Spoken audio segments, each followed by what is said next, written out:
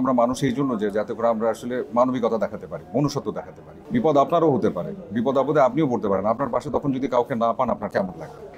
যে ঘটনাটা ঘটে গেছে, একটা অনাকাঙ্ক্ষিত ঘটনা, মাইলস্টোন স্কুলের, এবং এত সংখ্যক বাচ্চারা, টিচাররা সব মিলিয়ে আসলে যা যা দেখা যাচ্ছে ফেসবুকে বা সোশ্যাল মিডিয়াতে, আসলে আমি পারছি না। আমার মানে স্ক্রল করতেও খুব অন্যরকমের একটা ফিলিং হচ্ছে। মানে এটা নেওয়া যায় না যে এক একজনের যে অদ্ভুত একটা পরিস্থিতির ভিতর দিয়ে গেছে, এবং সেটা তো এখনও শেষ হয়নি। আসলে যারা এখন হাসপাতালে আছেন, বার্ন ইউনিটে আছেন, বিভিন্ন রকমের ভিতরে আছেন, অনেকে আছে যারা তাদের প্যারেন্টসকে হয়তো ঠিক মতো খুঁজে পাননি। অনেক প্যারেন্টসও আছেন যারা হয়তো তোমার একটা সিচুয়েশনের ভিতরে আছেন। এটা আসলেই আমাদের সবার জন্য ভীষণ কষ্টের, এবং যতটা আসলে আমরা বলতে পারছি এর চাইতেও যারা আসলে এটা সাফার করছেন তাদের জন্য আরও অনেক বেশি কষ্টের। তবে আমার কাছে মনে হয় আমাদের সবার একটা দায়িত্ব আছে, কারণ যারাই আসলে এটার ভিতর দিয়ে গেছেন কিংবা আমরা যারা দেখছি, আমাদের সবার খারাপ লাগাটা যেমন আছে, তেমনি আসলে সবার পাশে সবার দাঁড়ানোর বিষয়ও আছে।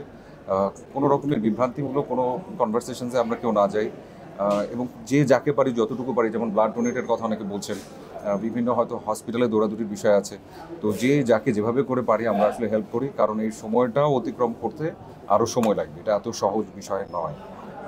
যারা সুস্থতার পথে যাবেন তাদের সুস্থতার পথে যেতেও আসলে সময় লাগবে। তো সেই ক্ষেত্রে আসলে যে যার মতো করে আমরা এগিয়ে আসি এবং আমরা সবার পাশে থাকি।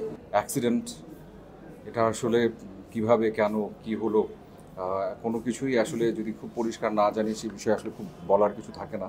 তবে অবশ্যই বলতে চাই এটা যে এতগুলো প্রাণ, এতগুলো মানুষ হতাহত হলো, এতগুলো বাচ্চা বিশেষ করে হতাহত হলো, সেটা কিন্তু ভীষণ কষ্টের। কারণ বাচ্চাদেরকে ভালোবাসেন এমন কেউ নেই, প্রত্যেকে আমরা, এবং আমাদের দায়িত্বের মধ্যে এটা আসা উচিত যাতে করে এরকম ঘটনা পরবর্তীতে না ঘটে, এবং সেই জন্য আসলে যা যা রকমের যা যা করণীয় সেগুলো যেন এখন থেকে আমরা করতে পারি। সেই সাথে এটাও আমার মনে হয় দরকার যে যখন এই ধরনের ঘটনা, কারণ আসলে ঘটনা যে কোনো সময় যে কোনো জায়গায় যে কোনো কিছু ঘটতে পারে, কিন্তু তার পরবর্তী স্টেপগুলো কী হবে, আমরা আসলে তাদেরকে রেস্কিউ কীভাবে করে করতে পারি, আমরা কীভাবে তাদের পাশে দাঁড়াতে পারি, সেই সিস্টেম প্রসেসটা যদি আরও জোরদার হয়, আরও দ্রুত গতিতে করা সম্ভব হয়, তাহলে হয়তো হয়তো আরও সংখ্যক প্রাণ বেঁচে যায়।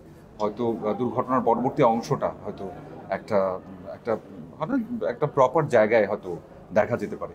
তো ওই জায়গা থেকে আমার কাছে মনে হয় যে আমাদের সবার অনেক বেশি সাবধান আরও হয়ে যাওয়া উচিত। এটা খুব পরিষ্কার বলতে চাই, এটা সেই সব মানুষগুলোর আসলে নীতির প্রবলেম।